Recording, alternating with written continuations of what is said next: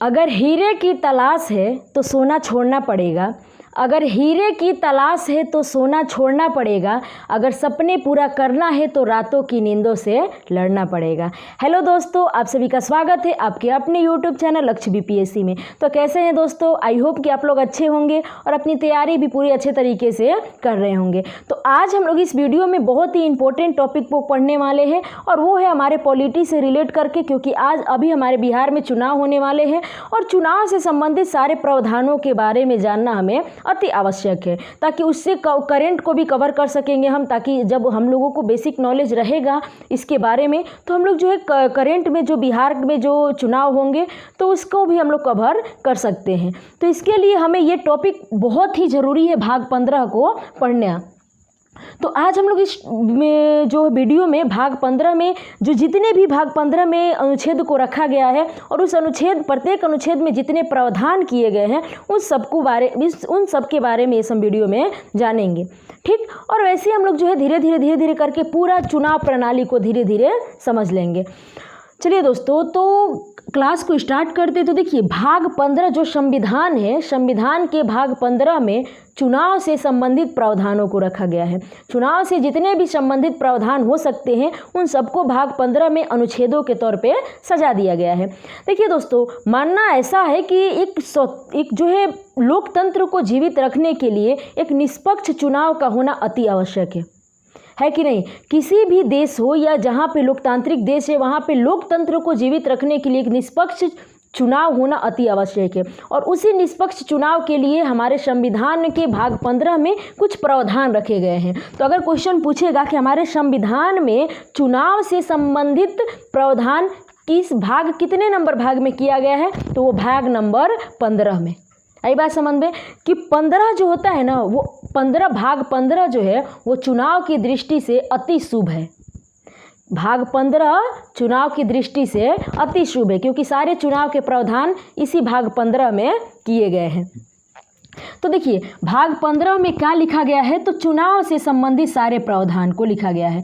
आप लोग को भी केवल सुनते जाना है, बिल्कुल लिखने की कोई ज़रूरत नहीं, बस कहानी के तौर पे इसको सुनते जाइए, आप लोग को जो है समझ में आ जाएगा सारे बातें। तो चुनाव से संबंधित प्रावधान, चुनाव से संबंधित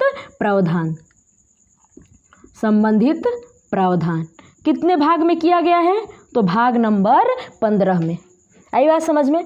हम इस टॉपिक को क्यों पढ़ रहे हैं दोस्तों? तो इसलिए क्योंकि हमारे बिहार में चुनाव होने वाला है और इस चुनाव को कवर करने के लिए, करंट को कवर करने के लिए हमें चुनाव से संबंधित बेसिक नॉलेजों को जानना जरूरी है।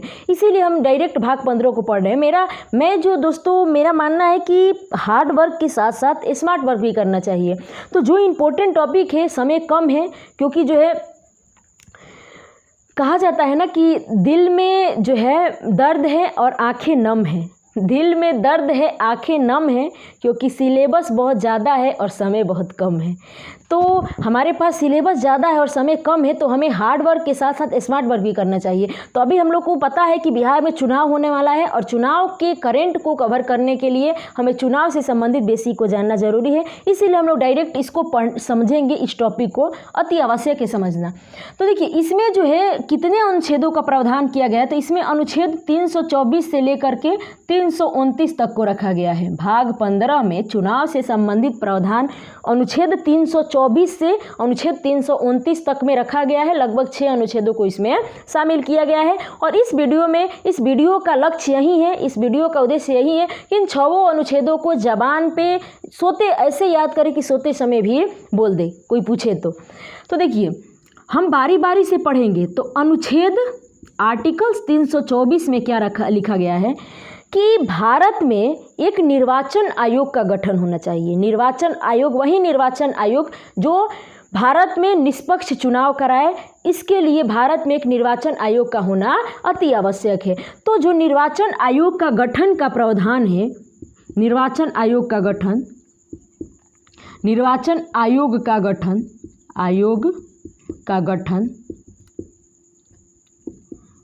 वो किस अनुच्छेद में कहा गया है? 324 में। और इसका गठन कैसे होगा, इसमें कितने सदस्य रहते हैं, इसमें जो है किसकी शक्तियाँ क्या है, इसके वेतन क्या है, ये सारी चीज़ों को हम लोग जो है इसमें बारी बारी से पढ़ेंगे। जब विस्तार करेंगे सारे अनुच्छेदों को तो तब पढ़ेंगे। अभी हम लोग केवल अनुच्छेद याद कर रहे हैं। तो निर्वाचन आयोग का गठन से संबंधित प्रावधान किस अनुच्छेद में किया गया है, तो अनुच्छेद 324 में। आई बात समझ में। 24 से गठन शुरू हुआ। अब हम लोग करते हैं आर्टिकल 25 के बारे में जानकारी। तो आर्टिकल 25 में क्या लिखा गया है दोस्तों, तो देखिए वंश, जाति, धर्म और क्या बोलते हैं, वंश, जाति, धर्म और लिंग, इस आधारों पे ना ही आप उम्मीदवार की दावा कर सकते हैं और ना ही मताधिकार की दावा कर सकते हैं।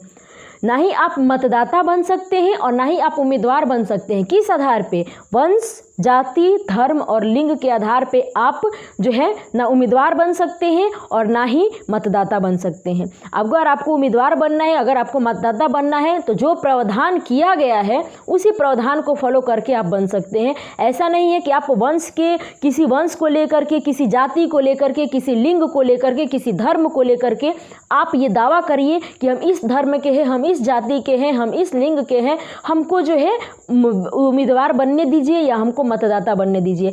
ऐसा बिल्कुल भी नहीं हो सकता है। यानी कि 324 में लिखा गया है कि वंश, जाति, उसके बाद लिंग, धर्म के आधार पर ना उम्मीदवार बन सकते हैं और ना ही मतदाता।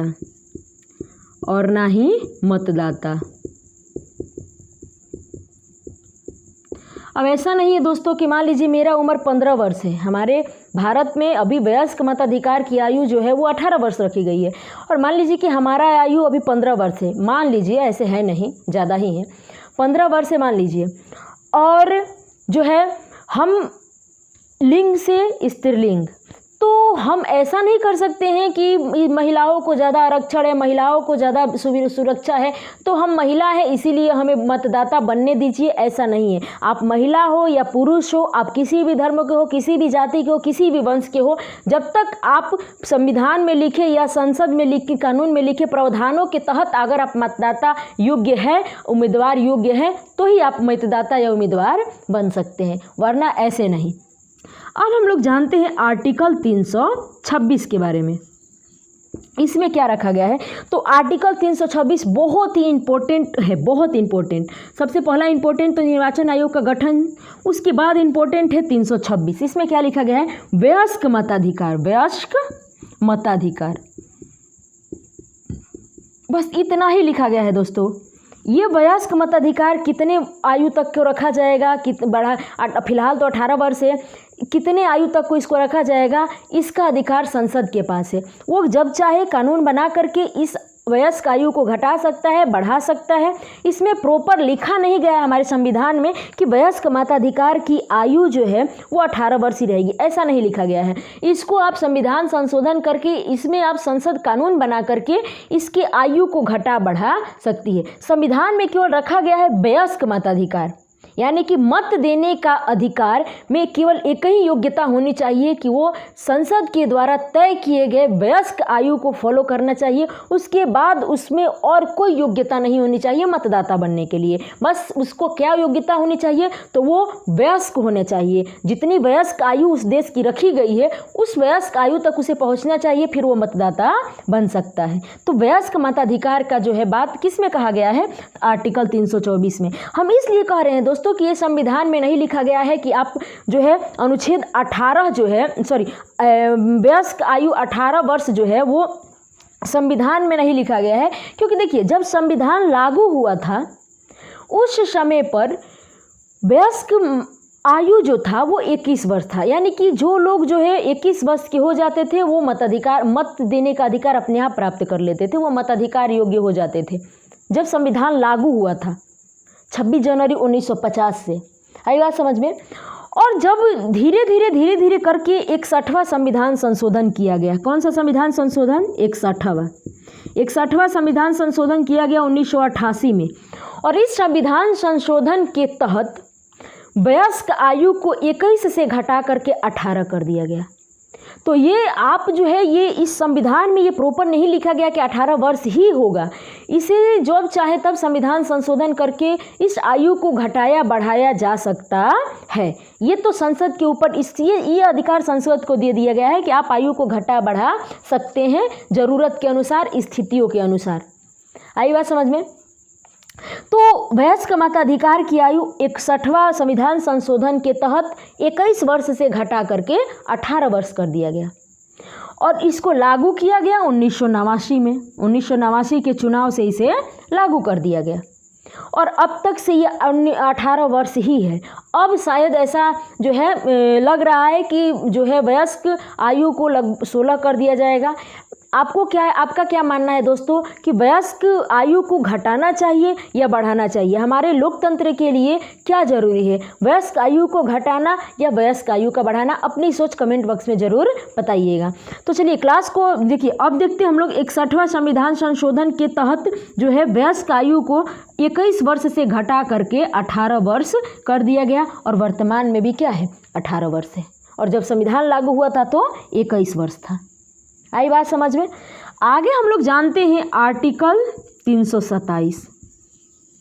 देखिए आर्टिकल 327 में लिखा गया है संसद को अधिकार दिया गया है, संसद को चुनाव से संबंधित कुछ अधिकार दिए गए हैं 327 में। स से 27 से संसद को अधिकार दिया गया 327 में। क्या अधिकार दिया गया है कि संसद चाहे वो लोकसभा का चुनाव हो या विधानसभा का चुनाव हो, चुनाव से संबंधित किसी भी विषय पर वो कानून बना सकता है। कौन बना सकता है? संसद। चुनाव से संबंधित चाहे लोकसभा का चुनाव हो या विधानसभा का चुनाव हो, चुनाव से संबंधित मुद्दों पर संसद कानून बना सकता है। वो उसे अधिकार है किस अनुच्छेद के तहत? 327 के तहत संसद को अधिकार दिया गया है कि वो कानून बना सकता है चुनाव से संबंधित किसी भी मुद्दे पर। तो संसद को अधिकार है, संसद को अधिकार है। क्या चीज़ का अधिकार है? तो लोकसभा का चुनाव हो या विधानसभा का चुनाव हो, चुनाव से संबंधित किसी भी मुद्दे पर कानून बनाने का अधिकार, कानून बनाने का अधिकार किसे दिया गया है? संसद को। किस अनुच्छेद के तहत? 27 के तहत। आई बात समझ में? अब मान लीजिए हमारे बिहार में विधानसभा चुनाव होने वाला है, तो इस विधानसभा चुनाव से संबंधित जो भी कानून बनाने होंगे तो वो कौन बनाएगा? संसद बनाएगा। आई बात समझ में? अब 328 में क्या रखा गया है दोस्तों? आई होप कि आप लोग को ये समझ में आ गया होगा। तो हम इसको जो है मिटाना चाहेंगे, क्योंकि शायद नीचे लिख देंगे तो दिखाई ही ना दे, तो इसलिए हम इसको मिटाने की कोशिश करते हैं। आप लोग को स्क्रीनशॉट लेना है तो आप ले सकते हैं।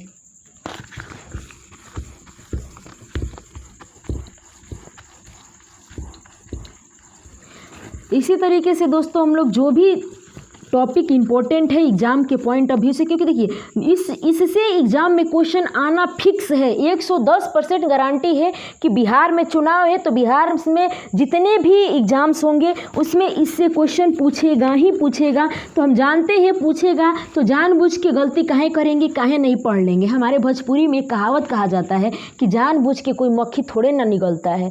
तो हम लोग भी जानबूझ के काहे लिए ऐसा करेंगे, पहले इसी को पढ़ लेते हैं और जो भी करेंट आएगा उसको इसमें ऐड करते जाएंगे। आगे हम लोग जानते हैं आर्टिकल 328 में जो है कुछ अधिकार राज्य को दिए गए हैं, राज्य को कुछ अधिकार संसद को दिए गए हैं तो कुछ राज्य के विधानमंडल को दिए गए हैं। कुछ अधिकार संसद को दिए गए हैं तो कुछ अधिकार विधानसभा को दिया गया है, विधानसभा को दिया गया है। राज्य के विधानसभा को अधिकार दिया गया है। क्या अधिकार दिया गया है? क्या अधिकार दिया गया है? तो दिया गया है कि चुनाव से संबंधित उन विषयों पर राज्य अपने राज्य के चुनाव में, अन्य किसी लोकसभा के चुनाव में नहीं, केवल अपने राज्य के चुनाव में। ऐसा नहीं है कि बिहार सरकार यूपी के चुनाव से संबंधित विषयों पर जो है कानून बना सकता है, बिल्कुल नहीं। राज्य को अधिकार दिया गया है कि जिस राज्य में चुनाव है उस राज्य के विधानसभा जो है चुनाव से संबंधित उन विषयों पर कानून बना सकता है जिस विषयों पर संसद ने कानून नहीं बनाया है, उसी विषय पर केवल बना सकता है। ये अधिकार किसको दिया गया है? राज्य की विधानसभा को, राज्य को आर्टिकल 328 के तहत। तो राज्य के विधानसभा को कुछ अधिकार है। क्या अधिकार है? तो वो अपने राज्य के चुनाव से संबंधित, अपने राज्य के चुनाव से संबंधित उन विषयों पर कानून बना सकता है जिन पर संसद ने कानून ना बनाया हो, जिन पर संसद ने कानून न बनाया हो। आई होप कि आप लोग को बातें समझ में आ रही होगी। हम क्या कह रहे हैं कि आर्टिकल 328 में क्या रखा गया है? आर्टिकल 327 में रखा गया कि संसद को अधिकार दिया गया है कि वो लोकसभा हो या किसी भी राज्य का विधानसभा हो, चुनाव से संबंधित सारे मुद्दों पर वो कानून बना सकता है। लेकिन वहीं कुछ लॉलीपॉप जो है राज्य को भी धरा दिया गया है आर्टिकल 328 के तहत कि ये नाराज़ ना हो जाए। जैसे कि सारे अधिकार तो घर में बाप के पास होता है, मुखिया के पास होता है, और छोटा मोटा जो है घर का छोटा मोटा कुछ काम करने का अधिकार जो है वो बेटे को दे दिया जाता है, ताकि बेटा को भी लगे कि नहीं, हम भी परिवार के सदस्य हैं, हमको भी कुछ अधिकार इसमें दिए गए हैं, हमारा भी कुछ बनाने का, कुछ संविधान और घर में निर्णय लेने का अधिकार है। उसी तरीके से सारे संसद को सारे अधिकार दिए गए हैं। लेकिन 328 के तहत राज्य को भी अधिकार दे दिया गया है कि वो अपने राज्य के विधानसभा के चुनाव से संबंधित केवल उन विषयों पर कानून बना सकता है जिन विषयों पर संसद ने कानून ना बनाया हो। आई बात समझ में? आगे हम लोग जानते हैं आर्टिकल 329। इसमें क्या लिखा गया है? तो चुनाव से संबंधित सारे विवादों को, चुनाव से संबंधित विवाद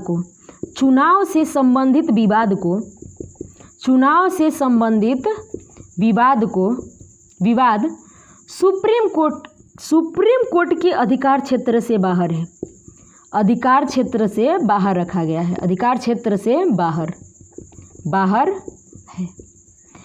मतलब चुनाव से संबंधित जो भी विवाद है, चाहे बूथ कैप्चरिंग का विवाद हो या चुनाव में धांधली का विवाद हो, यानी कि चुनाव से संबंधित जो भी विवाद है वो सुप्रीम कोर्ट में नहीं ले जा सकते हैं, क्योंकि वो सुप्रीम कोर्ट के अधिकार क्षेत्र से बाहर इसको रखा गया है। किस अनुच्छेद में रखा गया है ये बातें? 329 में क्या कहा गया है कि चुनाव से संबंधित जो भी विवाद है वो सुप्रीम कोर्ट के अधिकार क्षेत्र से बाहर का है। इसका फैसला निर्वाचन आयोग करेगा, इसका निर्णय, इसका न्याय कौन करेगा? निर्वाचन आयोग। सुप्रीम कोर्ट नहीं करेगा, कौन करेगा? निर्वाचन आयोग। आई बात समझ में? तो जब हम अपने क्लास में बता रहे थे बच्चों को ये, तो एक बच्चा बोला कि मान लीजिए कि क्लास में, अरे मान लीजिए चुनाव के संबंधित किसी विधायक या किसी मंत्री या किसी की भी हत्या कर दी जाती है, तो क्या ये केस भी सुप्रीम कोर्ट में नहीं जाएगा? तो ध्यान से समझिएगा कि जो हत्या करना, किसी का जान लेना, किसी को जान से मार देना, ये चुनाव से संबंधित मुद्दा नहीं है, ये अपराध है, और अपराध का सज़ा सुप्रीम कोर्ट में ही मिलता है, न्यायालय में ही मिलता है। तो वो जो हुआ हत्या किसी का, वो हत्या है, वो एक तरीके का अपराध है, वो चुनाव से संबंधित मुद्दा नहीं है, वो हत्या है, वो अपराध है, और उसको जो है न्यायालय में ले जाकर ही फैसला किया जा सकता है। चुनाव से संबंधित कहने का मुद्दा ये है कि जैसे चुनाव में धांधली हो गया, या कहीं बूथ कैप्चरिंग हो गया, या कहीं ऐसी कुछ समस्या उत्पन्न होती है, तो वो चुनाव का मुद्दा है, और उसका न्याय सुप्रीम कोर्ट ना करके बल्कि निर्वाचन आयोग करता है। अगर किसी की हत्या हो जाती है, किसी विधायक की हत्या, किसी को जान से मारने की हत्या, किसी को धमकाने का जो है, ये सब अपराध है, और अपराध सुप्रीम कोर्ट या न्यायालय में ही इसकी सज़ा दी जाती है। तो आई होप कि आप लोग को ये बातें समझ में आई होगी। तो इस तरीके से हमने जो है चुनाव से संबंधित अनुच्छेद 324 से 329 में जो भी प्रावधान किए गए हैं उसको आज हम लोगों ने समझ लिया। अब हम लोगों को बारी बारी से सबके सब बारे में जानना है। तो इसमें कुछ जानने वाली खास बात नहीं है और इसमें भी नहीं है। हम लोगों को अगर इसमें कुछ जानना है तो निर्वाचन आयोग का गठन कैसे होता है, उसकी शक्तियाँ क्या है, उसका काम क्या है, उन सारे को विस्तार से जानना है। तो हम लोगों को मुख्य रूप से किसके बारे में पढ़ना है, तो निर्वाचन आयोग के गठन। तो हम लोग, हमारा नेक्स्ट वीडियो जो आएगा वो निर्वाचन आयोग के गठन पे आएगा। आएगा, उसके कार्य पे आएगा, उसकी शक्तियों पे आएगा। तो आई होप कि आप लोग को ये क्लास पसंद आया होगा, और अगर आपको पसंद आया होगा दोस्तों तो अपने अन्य दोस्तों में शेयर कर दीजिएगा, और अगर पसंद आएगा तो लाइक शेयर सब्सक्राइब जरूर कीजिएगा। चलिए मिलते हैं नेक्स्ट वीडियो में, तब तक के लिए आप लोग मस्त रहिएगा, ज़बरदस्त रहिएगा और बेहतर तरीके से तैयारी करते रहिएगा। जय हिंद।